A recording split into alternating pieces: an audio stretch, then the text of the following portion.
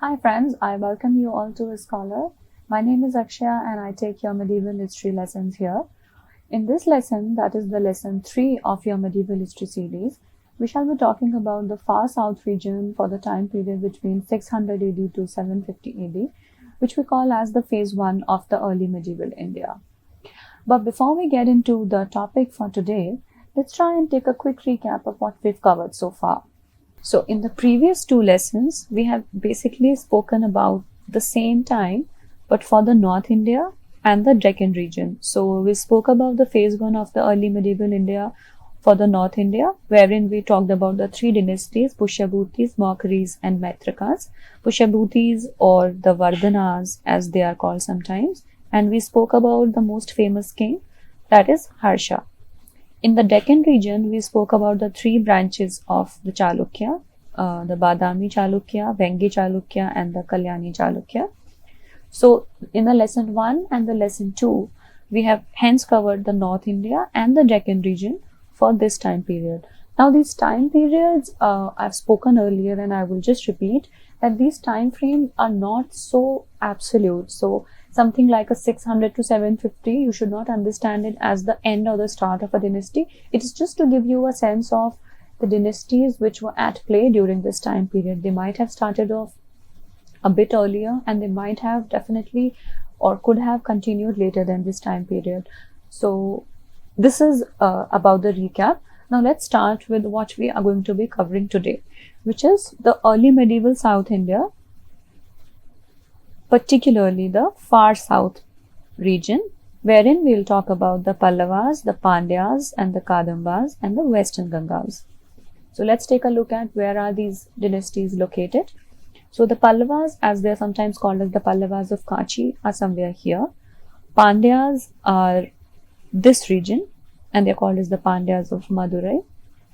Kadambas is this region, Kadambas of Banavasi. And finally, we'll also talk about the Western Gangas or this region, the Western Gangas of Mysore.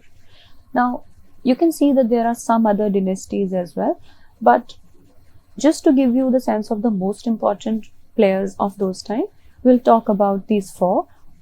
More particularly, amongst these 4, we shall focus the discussion on the Pallavas and the Pandyas because these 2 did not have that greater role to play, but we shall still talk about them in brief to give you an essence of and a holistic picture of what was going on. So starting with the Pallavas of Kachi or the first dynasty.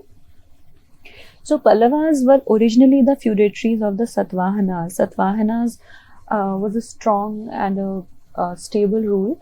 It was a dynasty which ruled in the ancient South India, and Pallavas were originally their feudatories. So after the Satavahanas started declining, as it happened in the case of North India, that the Guptas started declining and their feudatories started asserting themselves and became more independent. Similarly, in the South India, Satavahanas started declining, so their feudatory, the Pallava, succeeded them.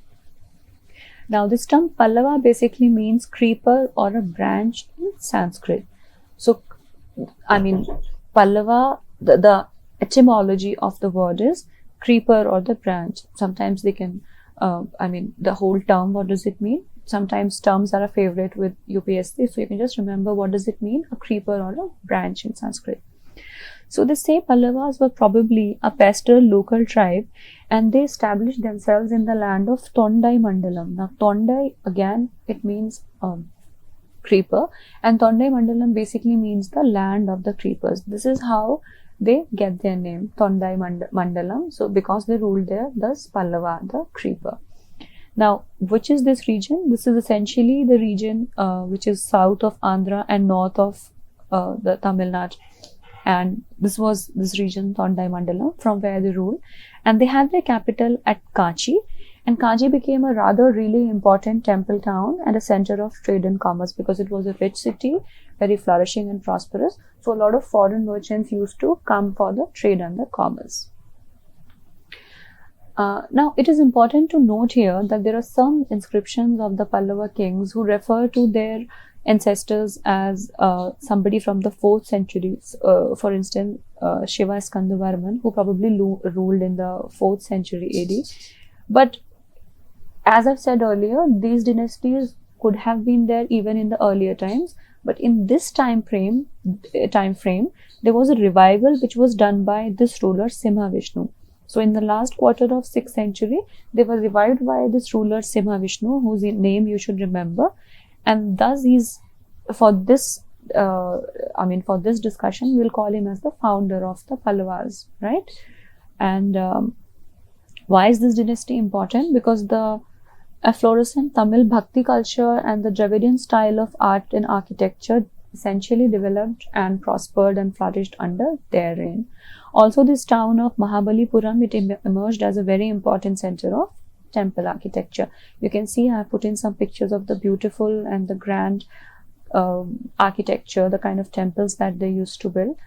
And we'll just also take a look at who were the rulers responsible for their construction. But before that, let's take a look at the key rulers. So now these, you can see there are very many number of rulers that I have put in here. You do not have to remember all of them, but we'll still talk about the most important ones.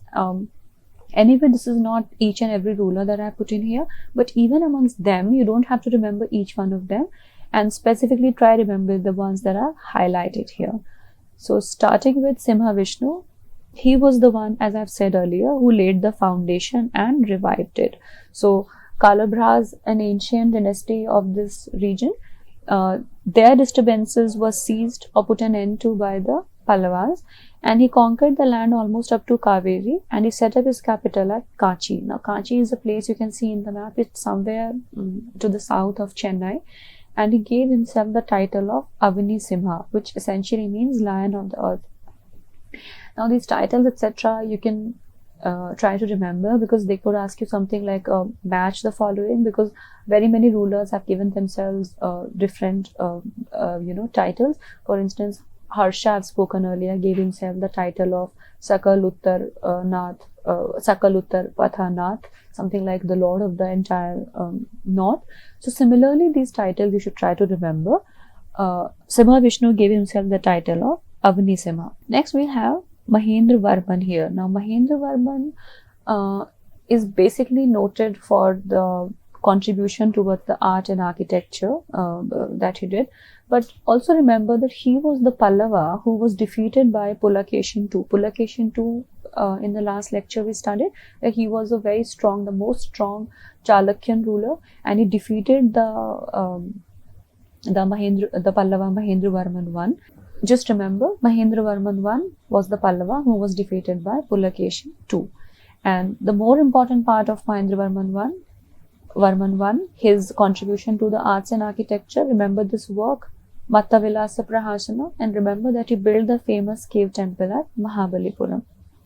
Also, he was originally a Jaina, but he took to Shaivism under the influence of the saint Appar.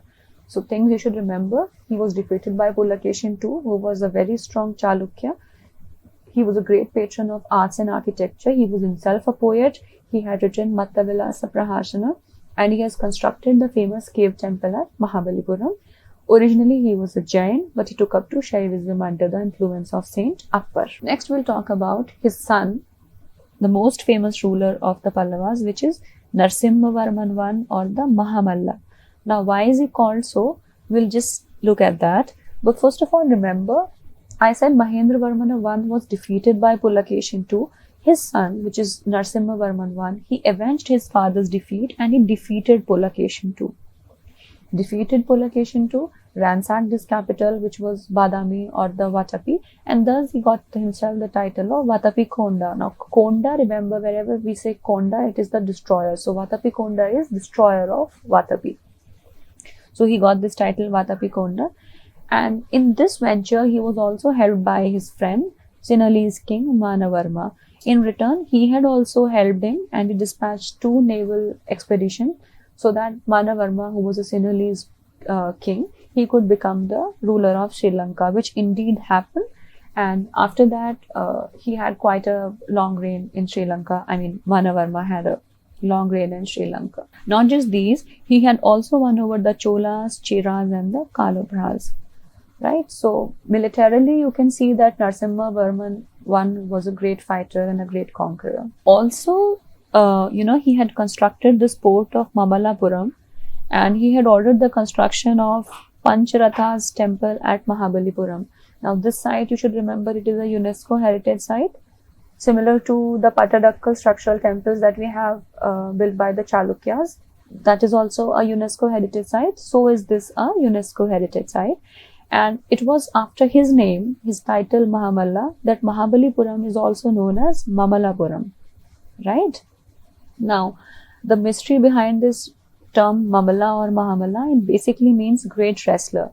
So, Narasimha Varman I is one of the, I think, some 12 rulers that we have in the history who are known to have never lost a battle, and he is one of them. So, this is why he got this kind of a title, Mahamalla, because of the great achievements and his military conquest, the kind of unbeaten record sorts that he had.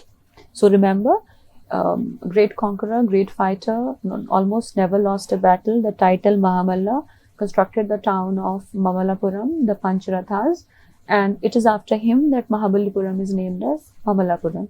Also remember that he had defeated the Chalukya Pulakeshin too and got the title of Vatapikonda.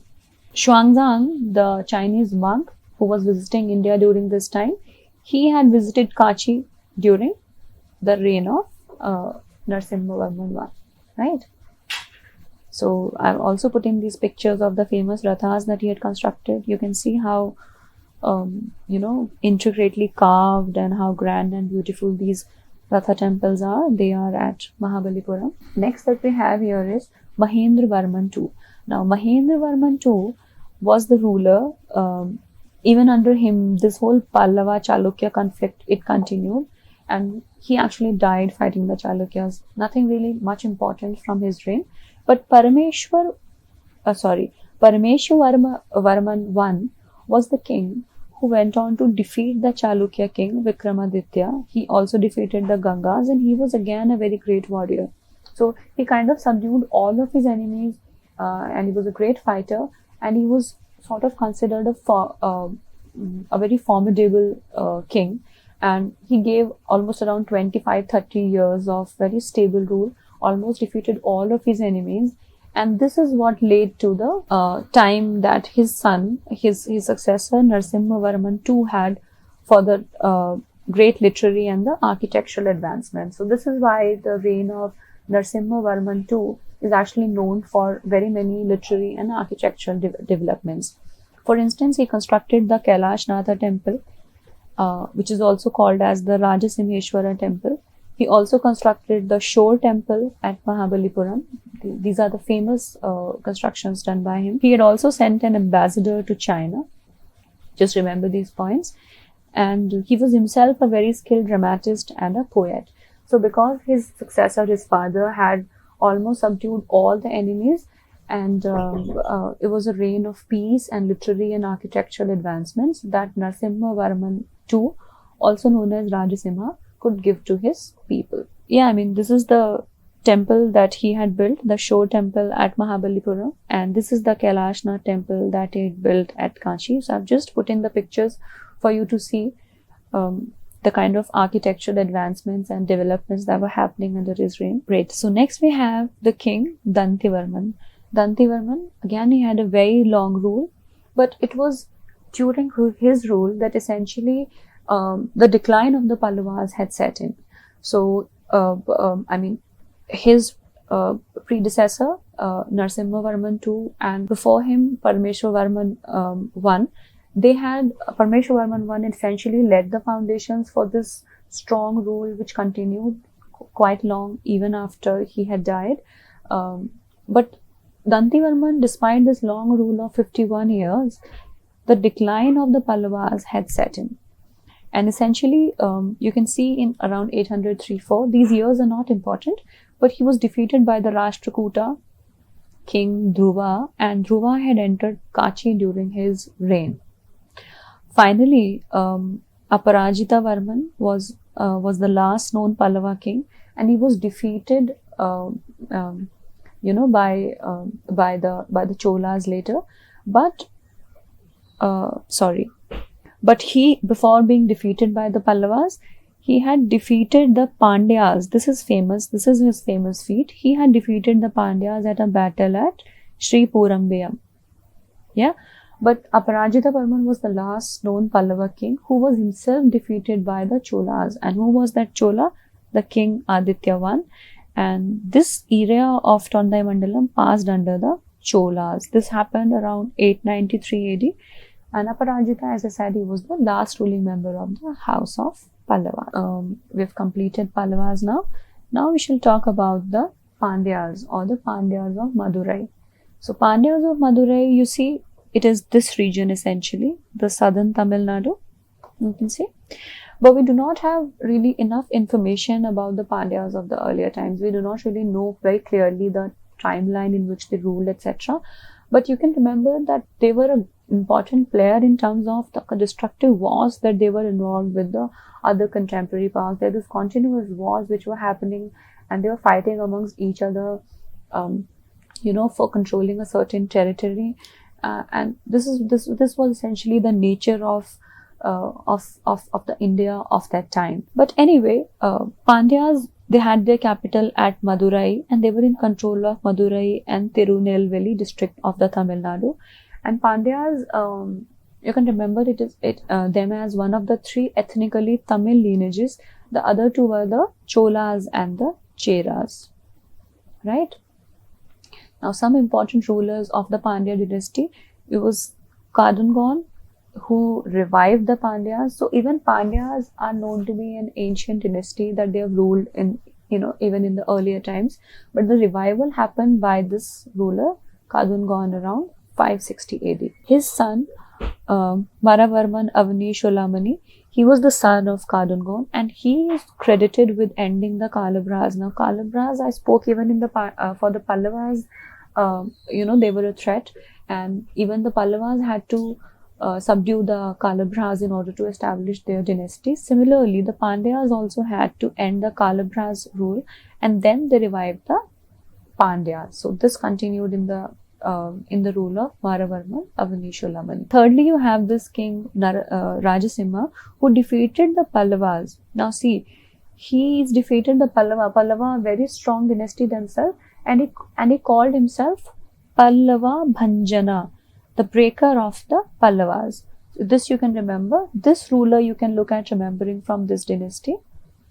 Founder you can remember Kadungan, and you can remember Rajasimha Pandya, who is known to have defeated the Pallava and won himself the title of Pallava Bhanjana. And of course, he expanded the Pandyan Empire even further. Lastly, you have this king Jatila Parantaka. He had a very long rule of around 59 years, and he also expanded the Pandyan Empire even further. But it was after him that the Pandyas started weakening. And finally, the last known Pandyan king is Rajasimha II, and he was thoroughly defeated by the Cholas led by Parantaka. So, Aditya I was the Chola who extinguished the empire of Pallavas, and Parantaka is the Chola who extinguished the empire of Pandyas, and thus he is called as Madurai Konda. Now, Konda, I spoke earlier, destroyer. So, the capital of Pandyas is Madurai. Hence, Parantaka is called as Madurai Konda because he destroys the house of Pandyas. And this happened around 10th century. So, you can see for around 300-400 years, the Pandyas also ruled in this region, and they were an important player. Lastly, we have come to the dynasty, the Kadambas of the Banavasi. Now, Kadambas, you see, they have been a very old, you can say one of the earliest native kingdom who have ruled over this state of Karnataka, and they had ruled from almost until the 3rd, 4th century, you could say. But from the 6th century to until the 11th century, they ruled only as the feudatories of the stronger kingdoms. For instance, if the Chalukyas are the strongest, then the feudatories of the Chalukyas or the Rashtrakutas. But Kadambas also we are covering, just to give you a sense that they were also an important player in the political struggle that went on in the far south region of the India. So, Kadambas, they had their capital at Banavasi, and it was founded by this ruler, Mayura Sharman, who had defeated the Pallavas and, established this, or you can say reasserted, not established, reasserted the power of the Kadambas. Even Pallavas just to give you a sense that they were not that small a player. Even Pallavas had presented themselves with the royal insignia, and they kind of considered him as an important authority in the South India region. So remember Kadambas, and I've looked in location you can remember in the Karnataka, and at their peak they were even until the regions in Maharashtra, etc. But primarily the earliest native kingdom who ruled over the Karnataka state. So lastly, we've come towards the end of this discussion, and last dynasty that we are discussing today is the Western Gangas of Mysore. We'll look at the location first of all, and the Western Gangas is this region. Now Western Gangas I'm saying again and again because there was an East Ganga dynasty, Eastern Gangas, who were ruling from the Kalinga or the Orissa region, but that's out of the scope of today's discussion. And it is the Western Gangas of Mysore that we are going to talk about now. So the Western Gangas also, they were the feudatories of Pallavas, but gradually they started setting up their rule in the southern Karnataka, and their kingdom lay somewhere between the Pallavas in the east, you can see here, and the Kadambas in the west. And their capital was Kolar, which supplied a lot of gold. Even until today, you would study in your geography the Kolar gold mines. So that's where their capital was. And they made a lot of land grants to the Jain saints. So they were the patrons of the Jainism. Remember, they had constructed this town of Shravan Belagola, and the Gomateshwar, the big Bahubali statue, even that was sponsored, that was ordered for construction under the reign of the Ganga dynasty. So this is about it. And around 1000 AD is until when they ruled, and they were disestablished around the 1000 AD. This brings us to the end of the Western Gangas. Now we will just quickly see, to give you a sense of what all have we covered in the syllabus so far. So we have covered, for this time period, we have covered the India completely. We have covered the North India, the Deccan and the far south region, where I have given you the various dynasties and the players who were shaping up the polity and the society of the times. In the coming lessons, that is the next lecture and certain lectures to follow, we shall now move to the phase 2 of the early medieval India. And we will talk about, in the same fashion, we will cover the North India and the South India for this time period as well. So yeah, I mean, that brings us to the end of today's discussion. Thank you so much for watching. And for more such videos for your UPSC preparation, please log on to Skholar.com. Thank you.